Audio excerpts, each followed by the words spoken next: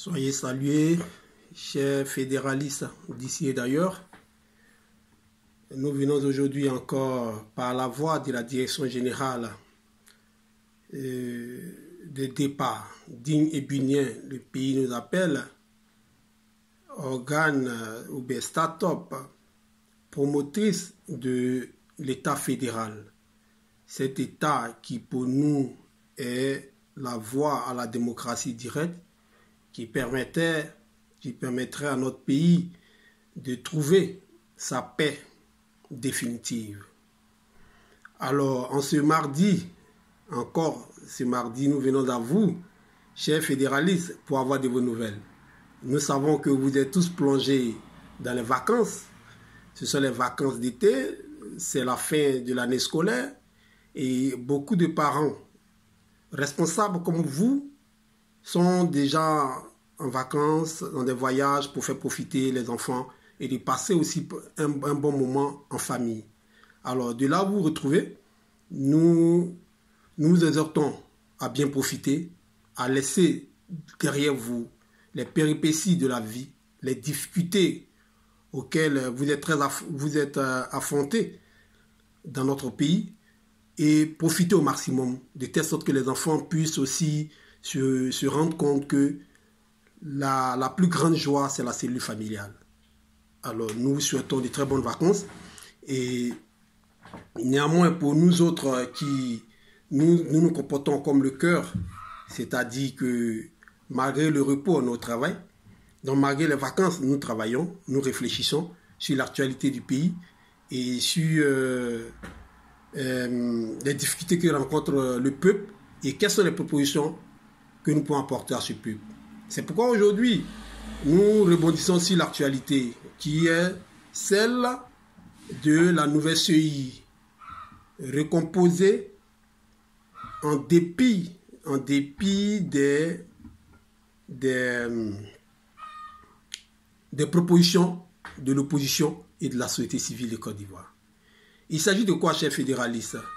Il faut retenir que depuis la semaine dernière, le gouvernement ivoirien vient d'imposer un projet de loi sur la recomposition de la CEI à l'Assemblée nationale de Côte d'Ivoire par le canal de la commission, de l'une des commissions de l'Assemblée nationale appelée la commission des affaires générales et institutionnelles qui, à travers les représentants du gouvernement, je cite ici le ministre de l'Intérieur et le ministre de la Justice, ils se sont rendus en débat à l'Assemblée nationale en commission des affaires générales et institutionnelles pour imposer, appelons les choses par leur nom, pour imposer cette nouvelle CEI du chef de l'État Alassane Dramane Ouattara,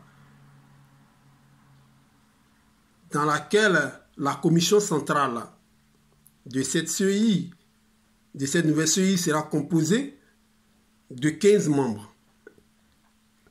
Et il faut retenir que cette commission a été adoptée. Ça a été adopté en commission. Et cette nouvelle CEI a été adoptée en commission des affaires générales par 24 députés qui ont voté cette proposition, ce projet de loi du gouvernement, 24 députés et 16 de l'opposition parlementaire. Cette opposition parlementaire qui est composée du Rassemblement, de Vox Populi et du PDCI qui sont représentés et ils ont eu 16 voix. Alors, de quoi il s'agit? De quoi parle la nouvelle CEI? La nouvelle CEI est composée de 15 personnes, comme je le disais tantôt, que je vais citer. Il y a un représentant du chef de l'État, Alassane Ouattara. Il y a un représentant du ministre de l'Intérieur, Sidiki. Il y a un représentant du Conseil national de la magistrature, 6 représentants de la société civile, dont un avocat membre du barreau, un représentant de la Commission nationale des droits de l'homme, 4 représentants des ONG, 3 représentants des partis politiques de l'opposition, 3 représentants des partis au pouvoir, c'est-à-dire le RDA et le RHDP, qui sont au pouvoir, ils auront 3 représentants. Donc, au total, comme je l'ai dit tantôt, on avait 15. Alors, mais il faut expliquer d'où ressort toute cette nouvelle composition, recomposition de la CEI. C'est parti du fait que, parce qu'on a une CEI qui existe maintenant, je vais vous en parler, mais cette recomposition est partie du fait qu'une structure des droits de l'homme appelée l'APDH, une structure ivoirienne des droits de l'homme APDH, de la société civile, a saisi la Cour africaine des droits de l'homme et du peuple en novembre 2016 pour exprimer son désarroi face au déséquilibre de la CEI au profit du parti au pouvoir. Parce que cette CEI actuelle, telle que composée, on a une masse écrasante du parti au pouvoir, du pouvoir lui-même, au détriment des autres membres de la société. Ça veut dire les partis de l'opposition et même de la société civile. Alors, l'APDH a saisi la Cour africaine des droits de l'homme et du peuple pour s'exprimer ainsi. Et donc, cette Cour-là a rappelé au gouvernement qu'il y a une charte africaine sur les élections qui ne sont pas respectées par la CEI. Et cette CEI-là devait être révoquée. Cette CEI devait être comment on peut dire, suspendue et qu'on passe à de nouvelles personnalités. Et puis aussi qu'on tienne compte de l'équilibre par rapport à la représentation sociétale. Nous avons une société qui est composée des membres des partis politiques, de la société civile, et tout cela doit être vraiment représentatif pour justifier l'indépendance et l'impartialité du pouvoir en place. Alors, là, bien évidemment, le gouvernement a démontré que non, ce que les gens disaient n'était pas vrai. Donc, aux premières nouvelles, ils ont bâclé cette proposition de la Cour africaine des droits de l'homme et du peuple. Heureusement, ils sont revenus au bon raisonnement. Et c'est ainsi qu'ils ont eux-mêmes remis en cause cette CEI qui, en réalité, est composée de 17 personnes. 17 membres dans cette CEI actuelle, dont un membre du chef de l'État, Alassane Ouattara, un membre du président de l'Assemblée nationale, un membre du ministère de l'Intérieur, pour ne pas dire un membre du ministre de l'Intérieur, un membre du ministre de l'Intérieur, un membre un représentant du ministère de l'Économie, un représentant du Conseil national de la magistrature, un avocat au barreau, un représentant de la société civile, 2 de la confession religieuse, 4 représentants du parti au pouvoir et 4 représentants de l'opposition. Alors, au vu de tout ça, les uns et les autres ont jugé bon de pouvoir se remettre en cause. Et c'est ainsi que le 21 janvier 2019, le gouvernement, dirigé par Gon Coulibaly, a fait appel aux partis politiques pour déjà débattre sur cette CEI-là, comment il fallait la révisiter. Et donc, dès le début des débats, avec les propositions des uns des autres d'inviter à la table de discussion, il y a eu d'abord la discussion avec les partis politiques de l'opposition, par la suite la discussion avec les membres de la société civile. Mais il s'est avéré que les partis politiques de l'opposition et les membres de la société civile avaient réellement le même regard, la même inquiétude d'éviter ce qui s'était produit en 2010, surtout que la crise électorale de 2010, que je vous rappelle, a été fondée, pour ne pas dire a été suscitée, par le comportement du président de la CEI, que je nomme Youssou Bakayoko. C'est ce dernier qui a laissé le siège de la CEI en foulant aux pieds les règles et les règlements intérieurs de la commission électorale et allait se rendre au QG de Alassane Dramane Ouattara au Golf Hotel pour proclamer des résultats qui lui ont été dictés par ce staff. Et donc, c'est partant de là que nous avons connu la crise. Si toutes les procédures, surtout qu'il allait proclamer ces élections, après c'est-à-dire que les limites des jours qu'il avait, il avait un certain nombre de jours pour pouvoir proclamer. Et s'il n'arrivait pas à le proclamer, il devait rendre les dossiers au Conseil constitutionnel, ce qui n'a pas été fait. Au lendemain même de la limite qui lui a été imposée, il allait quand même au QG d'Alassane pour dire, bon, voilà, dis-moi combien de voix tu veux, je vais les proclamer. Et c'est ainsi qu'on a connu cette crise qui a fait plus de 3000 morts. Et en majorité, nos parents de l'Ouest. Donc pour éviter tout ça, les partis de l'opposition actuelle jugent bon de passer à autre chose. Alors, grande fut notre surprise que certains partis de l'opposition, qui en réalité ne sont pas représentatifs à l'Assemblée nationale, mais l'Assemblée nationale n'est qu'une infime partie du peuple. Ce sont les représentants du peuple, mais c'est une infime partie du peuple. Et donc cette Assemblée nationale-là, et cette opposition-là, qui est composée aujourd'hui du Front populaire ivoirien, dirigé par Assou Adou, ils ont été éloignés de ce débat, engagé depuis janvier. Le parti politique de Mamadou Coulibaly, leader, a été régné, banni de cette table de discussion. Et par la suite, le PDCI qui s'est ajouté. Et donc, du coup, il n'y a eu seulement que 7 partis politiques, dont le RHDP dans l'ensemble. Et puis, bon, Afin Guessan, avec ses amis qui l'ont accompagné, qui ont accompagné le gouvernement, à pouvoir faire sortir cette décision. Mais il faut reconnaître que, malgré cela, il y a quand même des réserves. Il y a certaines réserves que certains de ces partis politiques expriment. Alors, pour nous, aujourd'hui, il faut réellement saluer l'APDH qui a initié cette démarche réellement démocratique en allant rencontrer la Cour africaine des droits de l'homme et des peuples. Parce que cette structure pouvait agir comme les autres qui l'ont fait hier, en allant s'armer et puis venir attaquer un régime sous prétexte que ce que le régime fait n'est pas bien. On en a vu en 2002. Ceux qui l'ont fait aujourd'hui sont les rois télé. Mais l'APDH a suivi une démarche démocratique. Et c'est pour cela que je vais saluer. Je salue l'APDH qui, à travers elle aujourd'hui, on se retrouve à un nouveau débat sur la CEI. Et cette nouvelle CEI, qui est recomposée de 15 personnes, a aussi des commissions locales.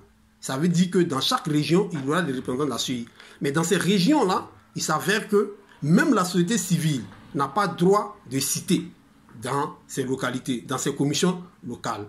La société civile, qui pour nous aujourd'hui est le gage réel d'une indépendance, d'une équité, d'une impartialité, cette société civile ne se retrouve pas dans les commissions locales. Or, n'oublions pas que c'est dans ces commissions locales-là, ce sont les lieux où se déroulent les élections.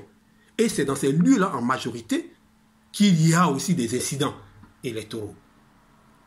Donc, s'il n'y a pas la société civile pour observer, et que ça doit être seulement que les membres des partis politiques, du gouvernement ou bien de l'opposition qui se retrouvent là-bas, ils vont s'affronter encore. Donc, il faut réellement tirer les leçons de ce qui s'est passé hier. Il faut tirer les leçons de cela. Alors, pour nous aujourd'hui, pour l'État fédéral, que nous exhortons à tous les Ivoiriens, nous disons que si effectivement, si nous voulons tourner la page réellement à ce débat sur la CEI ceci, la CEI cela, pour nous, comme nous l'avons dit hier, lors de l'enrôlement, que nous ne sommes pas d'accord qu'on puisse demander à des gens pour pouvoir faire partie de la liste électorale de se faire enrôler d'abord, nous pensons que tous ceux nés en Côte d'Ivoire, qui sont ivoiriens et qui ont 18 ans, devaient se retrouver sur la liste électorale d'office, sans se faire enrôler, parce qu'il faut se donner des mécanismes, des techniques pour pouvoir savoir qu'un enfant qui est né ici à Kéké-Goza et qui a 18 ans, qui est né en telle année, et aujourd'hui qui doit avoir 18 ans, normalement on doit savoir le retrouver. Donc ça, c'est pas un débat. Et ça, nous avons donné notre opinion là-dessus et nous avons demandé à ce que l'enrôlement, la liste électorale ne tienne pas compte seulement de l'enrôlement de ceux qui vont se déplacer pour le faire. Mais il faut tenir compte d'abord de tous ceux qui sont ivoiriens nés en 2018 et qui sont vivants, qui ne sont pas morts, qui doivent voter. C'est de la même manière aujourd'hui nous voulons demander pour la CEI, pour ce débat qui fait couler beaucoup d'encre, pour ce débat qui aujourd'hui, à quelques mois des élections présidentielles de 2020, il est important que nous pensions maintenant à une CEI qui sera membre, ou comment on appelle ça, une CEI qui ne sera pas une commission telle que présentée, mais nous proposons qu'on ait une CEI qui se retrouve, qui est supervisée par le gouvernement.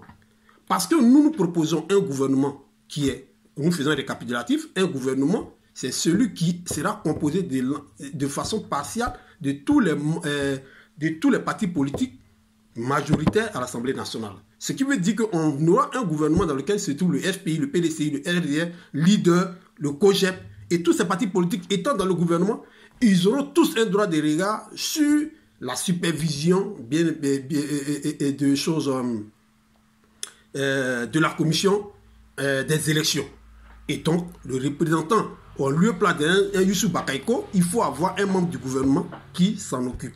Et le reste des commissions locales sera géré dans les régions États. Parce que nos régions seront des États. Et chaque État, ayant son gouvernement, son parlement, va se permettre d'ériger des commissions là-bas qui vont se servir déjà des enfants nés et chaque année commencer à constituer une liste électorale pour qu'en fonction de cela, cette liste électorale qui sera remontée au niveau du gouvernement, tout le gouvernement est au parfum de comment fonctionne la liste électorale. Donc du coup, on n'aura pas de débat par-ci et par-là. Mais pour l'heure, ce que nous souhaitons, pour l'heure, nous voulons demander que, à la suite de ce que l'APDH a mené comme procédure, à la suite de ce que l'APDH a mené comme procédure, nous voulons demander à ce que la CEI actuelle de 17 membres soit dissoute. Cette CEI-là, les membres actuels de la CEI ne doivent plus faire partie de la nouvelle CEI. Principalement Youssou Bakaïko. Il ne doit plus, on n'est pas en train de créer un débat avec, on n'a pas un problème de personne à M. Youssou Bakaïko. Il a fait ses efforts, qu'il aille se reposer. C'est un grand diplomate, il peut aller servir ailleurs. La Côte d'Ivoire a trop de valeurs. Aucune personne n'est indispensable. Donc, si Youssou Bakaïko peut aller servir ailleurs, il peut même aller servir à l'ONU. Comme il a beaucoup de relents, beaucoup de contacts, amenez-le à l'ONU. Mais passons à autre chose. Amenez aux Ivoiriens un nouveau visage. Donc, ceux qui sont de l'actuel CEI, Youssou Bakaïko, les Bamba et autres, eux tous là, qui prennent leur retraite pour la CEI.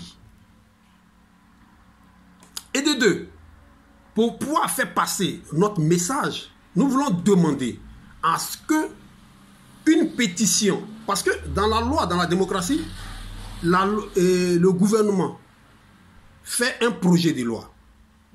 Ce qui revient au Parlement aussi de pouvoir juger le projet de loi, après il retient au gouvernement et puis l'adopter. Le Parlement a lui aussi un droit démocratique de pouvoir faire des propositions de loi. Donc le gouvernement fait un projet de loi.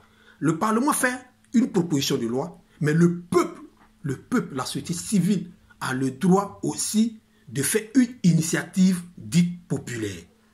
Une initiative populaire. Donc nous demandons maintenant que le peuple aussi s'exprime, que le peuple valorise son opinion à travers une initiative populaire. Et cette initiative populaire ne sera pas uniquement que les marches, les meetings que nous saluons au passage, mais nous pensons qu'il faut passer par une signature de pétition. Faisons passer une pétition. Faisons des signatures de pétition.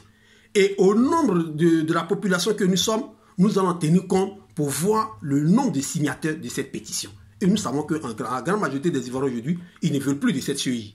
Cette CEI de 15 membres ou cette CEI de 17 membres présentés, dans laquelle on a un représentant du président de la République, ce n'est pas normal. Donc il faut déjà qu'une pétition soit signée. Dans cette pétition, nous nous opposons carrément à cette nouvelle CEI. Parce que dans cette CEI, il ne doit plus avoir un représentant du chef de l'État. Regardez un peu, le chef de l'État a son représentant, le ministre a son représentant, le Conseil national de la magistrature a son représentant. Mais quelle est la différence? Qui nomme cela? C'est le président. C'est lui qui nomme le ministre de l'Intérieur. C'est lui qui encore a le droit de regard dans cette histoire de magistrature, qui a nommé le président de la Cour constitutionnelle. C'est encore le président. Donc, à lui seul, il a toutes ces personnes, sans oublier 3 membres de son... 3 membres du parti au pouvoir encore dans cette commission. Nous disons non. Nous disons non. Qu'il n'y ait, si la commission doit être vraiment indépendante, qu'il n'y ait pas un représentant du président de la République. On peut accepter qu'il y ait un superviseur du gouvernement. Donc, du coup, celui du ministre de l'Intérieur, puisque c'est lui qui est en charge de la sécurité et de la sûreté de ces élections. Donc, un représentant du ministre, mais pas celui du président. Et nous voulons aussi demander, en 4, qu'il n'y ait pas à l'élection du président de cette commission électorale, qui sera la dernière commission électorale pour préparer les élections de 2020, qu'un représentant des partis politiques soit candidat. Non. C'est ce qui veut dire que ni le pouvoir en place, ni les opposants ne doivent avoir comme candidat à l'élection du président de la CEI. Nous voulons que le président de la CEI soit membre de la société civile. Et que les représentants des partis politiques qui seront dans la commission centrale, ils ne soient là que de manière consultative. On doit les consulter pour élire le président, mais il ne doit pas avoir un candidat. Les candidats doivent sortir de la société civile. Comme on en a fait en 2000 avec Honoré Dié, qui n'était pas membre d'un parti politique. C'est en cela que nous saluons encore le génie politique du président Laurent Gbagbo, qui en 1995 a déjà boycotté les élections parce qu'il n'avait pas confiance au fait que le ministère de l'Intérieur organise les élections. Et ils avaient même demandé que le ministère de l'Intérieur ne l'organise plus. Ce qui a été une réussite en 2000 dans la nouvelle constitution. Et donc, Honoré Dié n'était pas un membre du FPI quand il organisait les élections et il a proclamé Laurent Gbagbo comme président. C'est encore le même génie politique du président Laurent Gbagbo qui a accepté que, à partir de 2003-2004, qu'il y ait une commission dite indépendante et une commission électorale dite indépendante où la majorité de ses membres sont ses adversaires politiques. Youssou Bakayoko, il était du PDCI. Quand il prenait la tête, Beugre Mambo d'abord, mais Beugre Mambé, il était du PDCI. Donc pour dire que le FPI n'a pas bataillé pour pouvoir écraser la CEI. Même si par moment nous pensons qu'il y avait aussi un représentant du président, tout ça aujourd'hui, quand nous prenons du recul, nous pensons que nous devons sortir de là. Pas de représentant du chef de l'État. Pas de candidat des partis politiques à la tête de la commission centrale électorale. Et que ce soit les présidents, les représentants de la société civile qui dirigent cela. Et in fine, nous demandons à ce que cette CEI-là ne soit pas composée des mêmes personnes d'hier. Ça veut dire que Youssou Bakayoko, Bamba et tous ceux qui y sont dedans avec les Gervais Koulibaly, eux tous ne doivent plus faire partie de la nouvelle CEI. Ils ne doivent plus faire partie de la nouvelle CEI. Et qu'une pétition pour imposer nos idées soit maintenant engagée. Ceux qui s'y connaissent, ceux qui ont la capacité de pouvoir faire signer les pétitions sur le net ou sur le terrain, de nous aider à pouvoir organiser cela pour que nous engageons déjà une pétition qui sera une initiative populaire pour donner la voix du peuple contre cette décision qui se prend en ce moment entre le gouvernement et certains partis politiques. Nous voulons aussi que le peuple s'exprime. Et donc l'expression de ce peuple-là, à défaut d'un référendum actuel pour pouvoir amener le peuple à s'exprimer d'un référendum, nous voulons qu'une pétition soit signée. Et cette pétition-là, quand nous allons finir de la signer, nous allons la ramener à la Cour africaine des droits de l'homme. Nous allons l'envoyer à l'Assemblée nationale. Nous allons l'envoyer à la présidence de la République. Nous allons l'envoyer à toutes les institutions pour leur faire comprendre l'opinion du peuple. Parce que l'heure n'est plus grave. Depuis 2010, l'heure était très très très grave. Aujourd'hui, c'est l'horizon qui devient trouble. Nous ne pouvons plus voir à 1 mètre de vue. Parce que ce que nous sentons en 2020, comme l'avait exprimé dans un journal du PDCI, que les gemmes de la crise post-électorale de 2010 sont encore en vue à travers cette nouvelle CEI.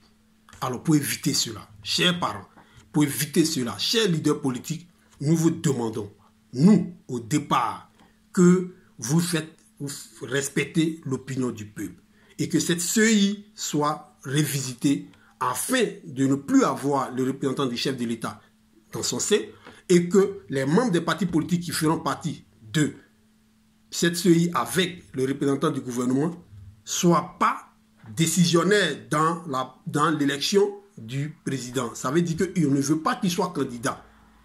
Ça, c'est ce que nous demandons. Et c'est sur ça que nous voulons vraiment peser de tous nos poids pour cette journée d'aujourd'hui, sur la question de l'actualité de la CEI.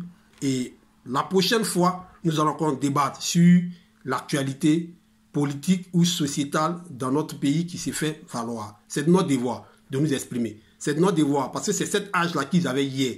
Quand eux, ils nous faisaient piloter au niveau politique. Aujourd'hui, il est l'heure pour nous de nous exprimer. À la nouvelle génération dirigeante de la Côte d'Ivoire de demain, c'est le moment pour vous de prendre l'âge avec le peuple, de prendre langue avec le peuple, de ratisser l'âge afin de pouvoir comprendre nécessairement ce dont le peuple souffre et l'appel de ce peuple. Parce que c'est sur vous que repose la Côte d'Ivoire de demain et non sur nos dirigeants actuels qui sont déjà partants. C'est pourquoi nous voulons vous appeler, pour tous ceux qui vont suivre cette vidéo jusqu'à 7 minutes, de donner votre opinion. Si elle vous a plu, partagez-la.